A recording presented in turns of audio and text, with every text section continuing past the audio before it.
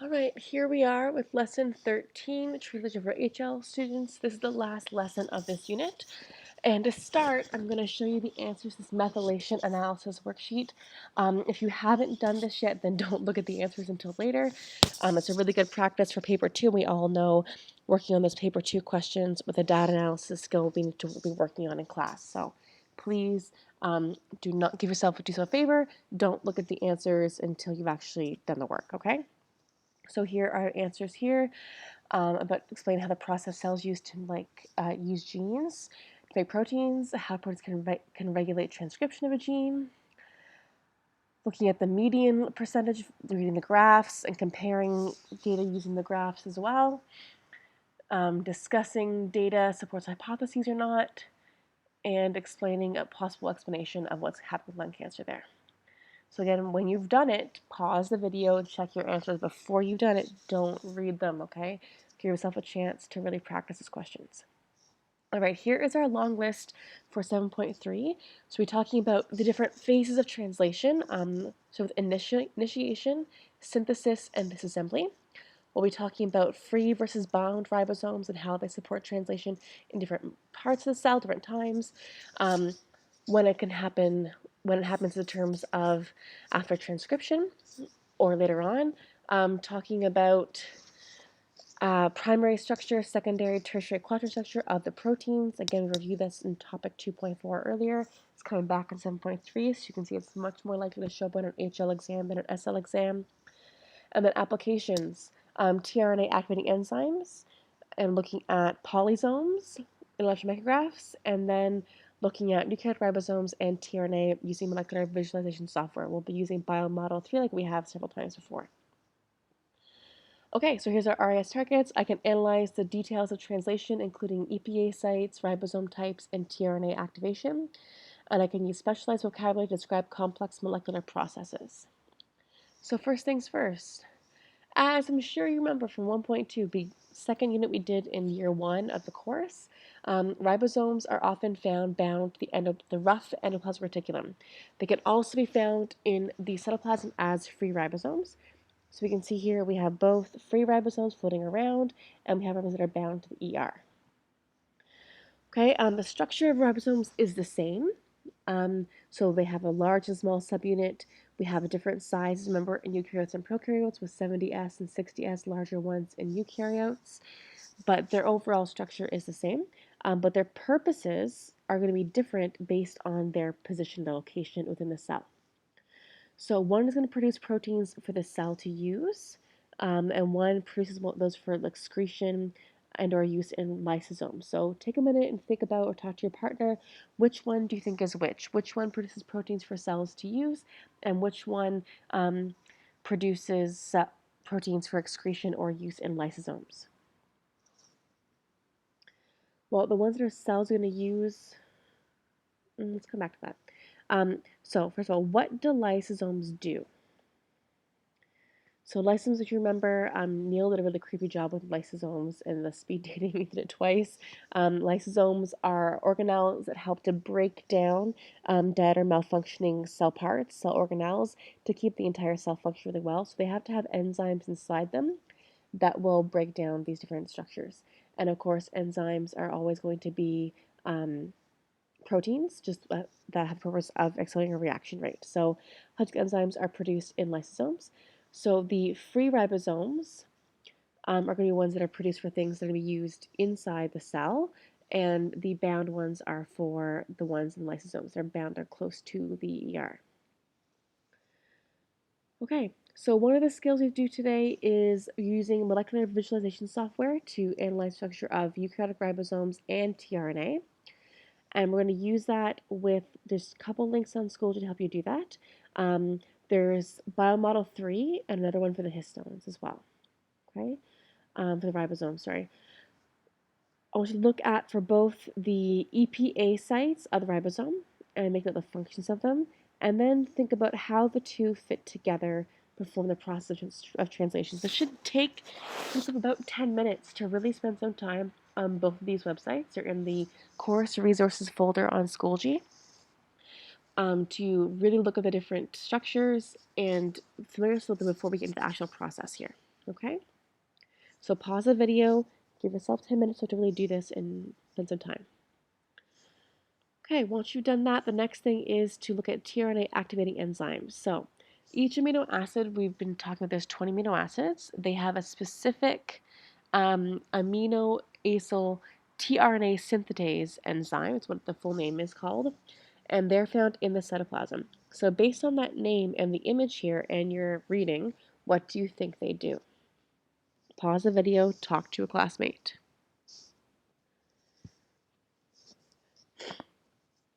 Well, a big thing they're going to do is they're going to attach the right amino acid to the right tRNA, and that makes it active. So a tRNA with that amino acid on it is inactive. You add the tRNA on it and it becomes active. So from topic 2, we talked about enzyme substrate specificity. What's the connection between that idea in topic 2 and the tRNA activating enzymes?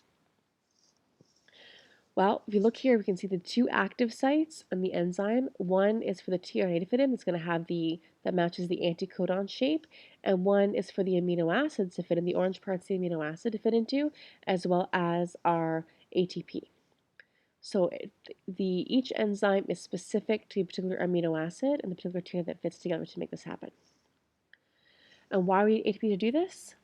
Well, we're going to be using the energy from ATP to bond the amino acid to the tRNA, and then that same energy is later going to be used to then form the peptide bond between the amino acid and the next in translation. So the energy it takes to make that bond between one amino acid and the next as you translate the mRNA into a polypeptide chain, that comes from the same energy that the ATP, the molecule that first attached the amino acid to the tRNA. So we're getting 2 actions for 1 ATP, which is pretty efficient. All right, here's your key ideas. Take a minute and check for understanding.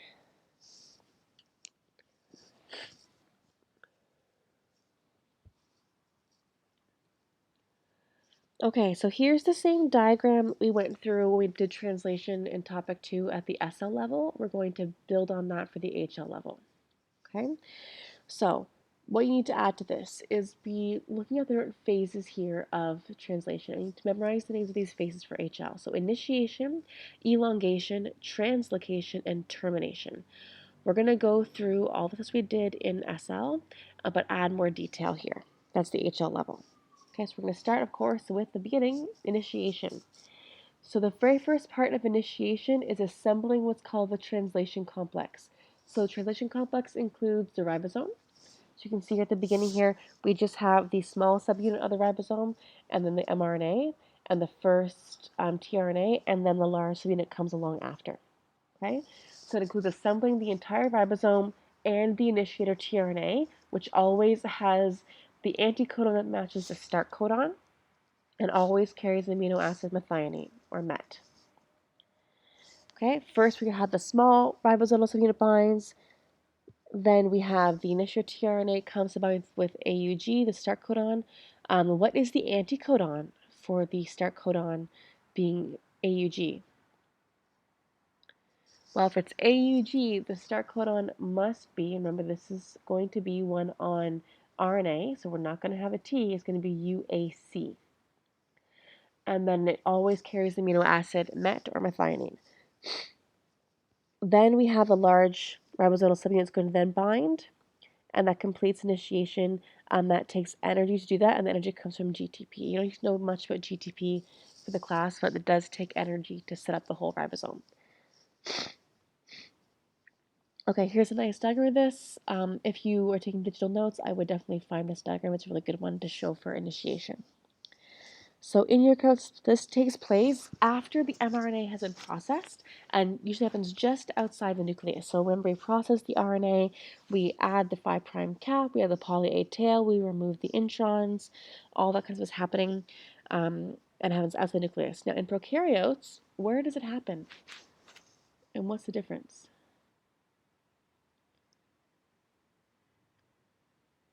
Well, what's happening in prokaryotes, they don't have a nucleus, right?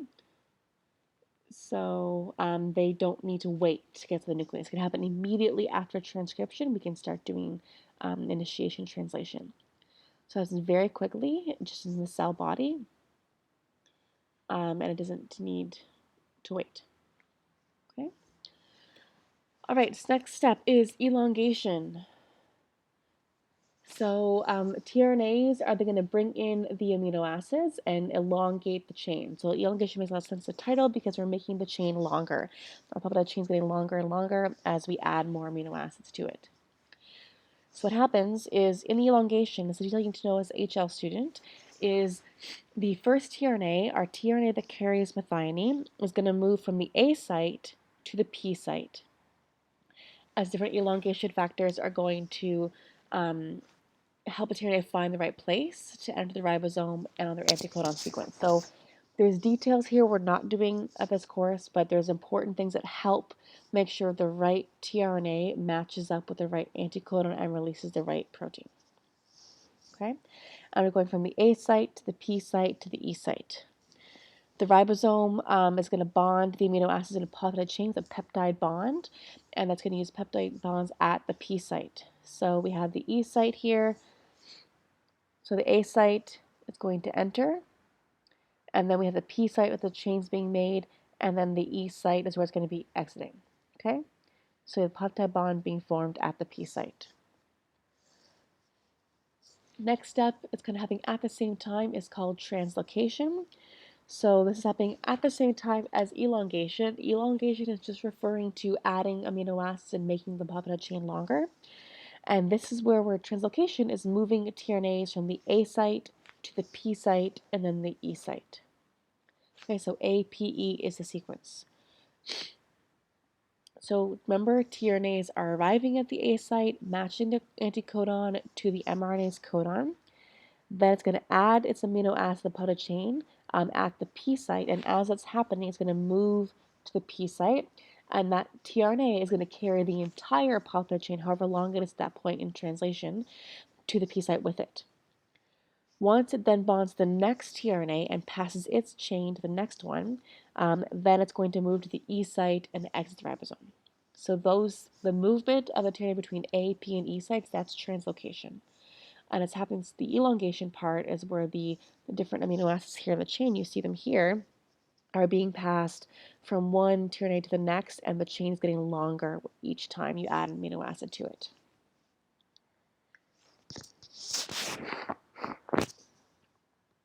Okay, termination. Last part here. So termination is when we have a stop codon arriving at the A site. What are the 3 stop codons? Take a minute, look them up.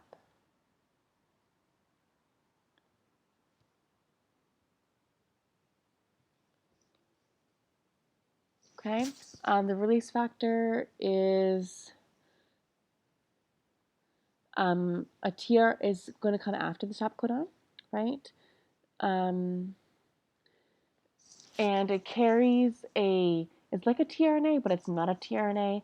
It doesn't carry amino acid, it just carries a stop codon. So you can see in the bottom image here, here's the release factor coming in. It's similar in shape, but doesn't have any more amino acids because, of course, stop codons just code for stopping. They don't code for any amino acids. Okay? And at that moment, what's going to happen is the ribosome is going to be completely disassembled and get ready to do transition again the next time. And it's going to move on, and the protein is going to move on for folding at its final destination. Sometimes they fold as they come out of the ribosome, but their final process, whatever needs to happen, will happen later on. Okay? It could be used in the cell, could be excreted for the cell, could be used in a lysosome, any of those places. Again, this is a really good diagram of termination to find as well to add to your notes. All right, here are your key ideas. So take a minute, read them over, see if you have any questions.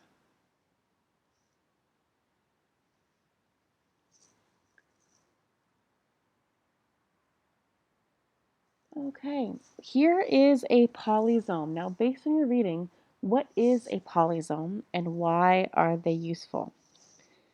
So you can see here, this is E. coli, which is a prokaryote, And these strings here, this is the DNA. And then the little tiny paler gray smaller circles here, those are the RNA polymerase that's doing transcription. And then you can see these dark gray dots, those are all ribosomes. They're ribosomes attaching directly to the mRNA, and they're doing translation. So polysomes, poly of course means many, is when you have multiple ribosomes at once translating the same mRNA. So these are a string of ribosomes on a single mRNA strand, and the mRNA strand, you can't really see them, see a little bit here, but they're all attached to it. And it's really, really efficient way to make a lot of protein because you have the mRNA, as it's being translated, it's going to happen again and again and again. So it's being transcribed. It can be translated by multiple ribosomes to make the same protein many times very quickly. Why must this be? Is it a prokaryote or a eukaryote? Well, I said earlier it's a prokaryote. It has to be prokaryote because eukaryotes, of course, have a nucleus, which means that we can't access the DNA this way. Take a note here, what's happening is we have transcription and translation both happening at the same time. There is no time lag between when translation finishes, we process the mRNA, it goes out of the nucleus, then binds to ribosome, and we get to our translation. All happens at the same time. Very, very efficient. Now the IB asks you to be able to identify polysomes. So here's some more practice for you guys here. So is this going to be a eukaryote or a prokaryote in the top one here? Well, it's definitely going to be a prokaryote. How can you tell? Because ribosomes are not found inside the nucleus this way. This has got to be. Do you see a polysome? Do you see a nucleus? What clues can you see? This is a nice diagram kind of showing you a little simpler version of the process. You can see polypeptides coming at the top here of each of these brown ribosomes. The little bubbles here is RNA polymerase doing transcription. The pink part coming out, the reddish part, that's the mRNA transcript. And then we have our ribosomes translating it as it goes. So very, very efficient way of doing things by using polysomes. Okay, next thing on the list to talk about is protein folding. So we did talk about this earlier, but we're going to review it again because it is part of this subtopic, and it's a really important concept for HLs to get because it shows up multiple times in your subtopic lists. So first of all, why do we have to fold proteins? Why can't they just stay as their nice little chain? Well, proteins need to have a specific shape. The shape is what determines their function, and if they don't have the right shape, they can't function properly. And the shape is going to be determined how? Based on the amino acids that are being put together. And those amino acids have particular properties. When we talk about them being polar, nonpolar, positive, negative, we have cysteine, which makes disulfide bridges. Different kinds of bonds happen between them based on their properties. So look here, remembering our 4 types of structure. We have primary structure, the amino acid sequence happening right out of the ribosome. Secondary structure, we have 2 regular shapes. We have the alpha helix, a single helix, or we have beta sheets. Look kind of like pleats like this. The tertiary structure is then taking those and folding them together to make a new shape. And some proteins stop here. They have a tertiary structure and that's it. Some proteins have multiple tertiaries that come together to make what's called a quaternary structure. So this is hemoglobin. It has 4, so you have them color-coded here, blue, green, red, and orange, 4 different tertiary structures that make the final protein itself. All the different proteins IB wants you to memorize, most of them, almost all except one, have quaternary structures. Here's an image we've seen before of the different amino acids. The pink highlights are the R groups. What we need to understand here is we have these different properties. So positive and negative charges, they're going to be attracted to each other. Polar are going to want to be the outskirts of the protein to be close to the water. Nonpolar are going to be hydrophobic. They're going to be towards the center. And aromatics will have different properties as well. But these properties are what's going to determine the shape of the protein. Okay, key ideas. Last ones for this unit, guys. That's the entire rest of topic 7. And we finished up topic 2 as well, and you're ready for your next test. Second last unit, or I guess third last unit if you count options of the course. Almost done. Hope this is helpful for you and that you're doing okay without me, and hope to see you guys soon. Take care.